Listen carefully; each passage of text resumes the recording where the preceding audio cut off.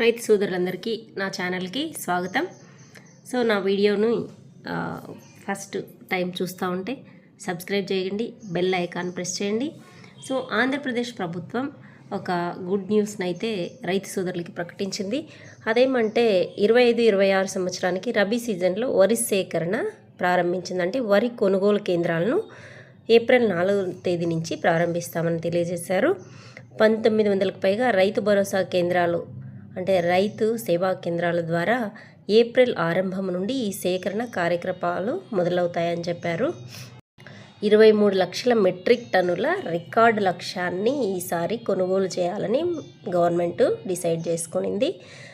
24 నుంచి 48 గంటల్లోగా నేరుగా రైతుల ఖాతాలకే డబ్బుల్ని బదిలీ చేస్తారు. బ్యాంకు ద్వారా నాణ్యమైన వరి అమ్మకాలను ప్రోత్సహించడం వంటి లక్ష్యాలని ప్రభుత్వం త్వరితగతిలో చెల్లింపు చేపట్టాలని ఆలోచిస్తుంది. రబీ సేకరణ వివరాలు ఏంటంటే, సేకరణ లక్ష్యం రాష్ట్రం 23 లక్షల మెట్రిక్ టన్నులు రబీ వరిని సేకరించాలని నిర్ణయంగా పెట్టుకున్నారు. 1917 నిర్దేశిత వరి సేకరణ కేంద్రాలు పనిచేస్తాయి అని చెప్తున్నారు. ఇదే కాకుండా చెల్లింపు వేగం అంటే డైరెక్ట్ బెనిఫిట్ ద్వారా డీబీటీ పద్ధతి ద్వారా రైతుల ఖాతాలకే 48 గంటల్లోపు జమ చేస్తారు. 94% చెల్లింపులు 24 గంటల్లోపు జరిగిపోతాయి. మిగిలినవి 48 గంటల్లోగా చెల్లిస్తామని చెప్తున్నారు.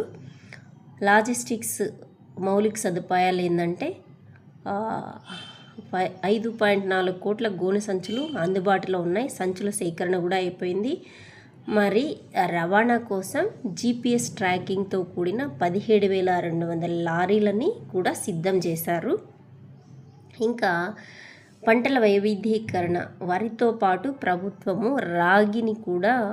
రాగి వంటి ఇతర రబీ పంటలను కూడా ముఖ్యంగా శ్రీ సత్యసాయి జిల్లా వంటి ప్రాంతాల్లో క్వింటాల్కి 4,290 కనీస మద్దతు ధర అంటే MSPతో సేకరించాలని నిర్ణయించారన్నమాట.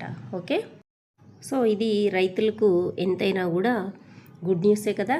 సో ఈస్ట్ వెస్ట్ జిల్లాల్లో కోస్తా ఆంధ్రాలో రైతులు వరి పండించినటువంటి రైతులకు కొనుగోలు కేంద్రాలు అయితే బాగా ఉపయోగపడతాయి. 1917 రైతు కేంద్రాలు ద్వారా 23 లక్షల మెట్రిక్ టన్నులు కొనుగోలుకి ప్రభుత్వం సిద్ధంగా ఉంది. దీనికోసము 5.4 కోట్ల గన్నీ బ్యాగ్స్ కూడా సిద్ధం చేసుకున్నారు. దీనికి రవాణా కోసం 17,262 వాహనాలు కూడా అందుబాటులోకి తీసుకొని వచ్చారన్నమాట. ఓకే, సో ఇవన్నీ కూడా మంత్రి నాదెండ్ల మనోహర్ గారు ప్రకటించడం జరిగింది. ఇది న్యూస్లో కూడా మనకి వచ్చిందనమాట ఈ విషయం. ఓకే, సో ఇది కొనుగోలు కేంద్రాలు వరి సేకరణపై. సో వీడియో నచ్చినట్లయితే మీరు లైక్ చేయండి, షేర్ చేయండి.